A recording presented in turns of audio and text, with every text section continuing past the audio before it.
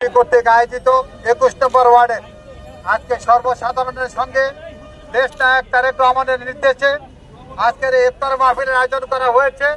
ইতিমধ্যে আমাদের মাঝে এসে উপস্থিত হয়েছে এই শাহবাগ থানার টিম 3-এর অন্যতম সদস্য জনাব মোজাম্মেল হক মজু ভাই আমাদের সঙ্গে উপস্থিত রয়েছেন। এই টিমের সদস্য এই এলাকার বারবার নির্বাচিত সাবেক কাউন্সিলর জনাব খাজা হাবিব, আমাদের ঢাকা মহানগর নেতা জনাব আলম মৃধা সহ শাহবাগ থানার বিএনপি অঙ্গ সংগঠনের নেতৃবৃন্দকে আন্তরিক অভিনন্দন, ধন্যবাদ। সহযোদ্ধা নেতৃবৃন্দ, আজকে সাধারণ মানুষের পাশে দেশ নায়ক তারেক রহমান দাঁড়িয়েছেন।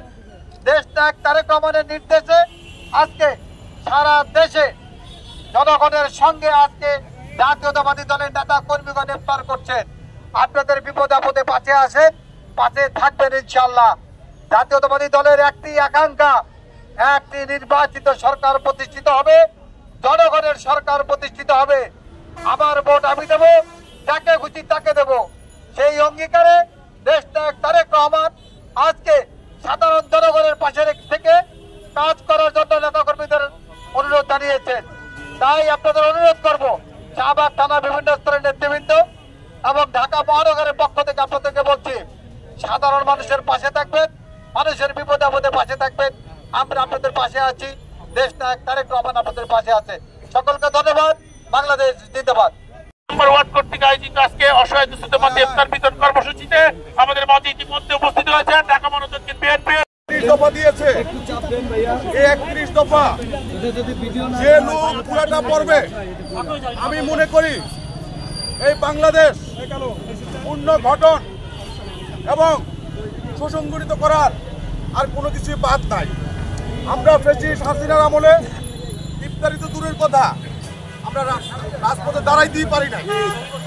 আজকে আমাদের এই ফ্যাসিস্ট স্বৈরাচার খুনি শেখ হাসিনা বিদায় হওয়ার পরে বাংলাদেশ আরেকটি বাংলাদেশ পেয়েছে, যে জন্য বলে 5ই আগস্টে 71-এ স্বাধীন হয়েছে, 5ই আগস্টে আরেকটা স্বাধীন হয়েছে। তবে আমরা জাতীয়তাবাদী দল বিএনপির পক্ষ থেকে সবাইকে এই বার্তাটা দিতে চাই, এখনো দেশে 71-এ মুক্তিযুদ্ধের যারা ষড়যন্ত্রকারী ছিল তারা এখনো আছে, এবং এই খুনি ফ্যাসিস্ট হাসিনার যারা প্রেতাত্মা আছে তারা এখনো বাংলাদেশ জাতীয়তাবাদী দলকে বিব্রত করার জন্য বিভিন্ন কর্মকাণ্ড চালাচ্ছে। আমরা জাতীয়তাবাদী দলের পক্ষ থেকে সবাইকে বলতে চাই, চোখ কান খোলা রেখে আমাদের ভারপ্রাপ্ত চেয়ারম্যান জননেতা তারেক রহমানের নির্দেশে আমরা দল সুসংগঠিত রাখবো এবং করবেন। আজকে এই অল্প কিছুদিনের মধ্যে আমাদের এখানে দোয়া মাহফিল অনুষ্ঠিত হবে।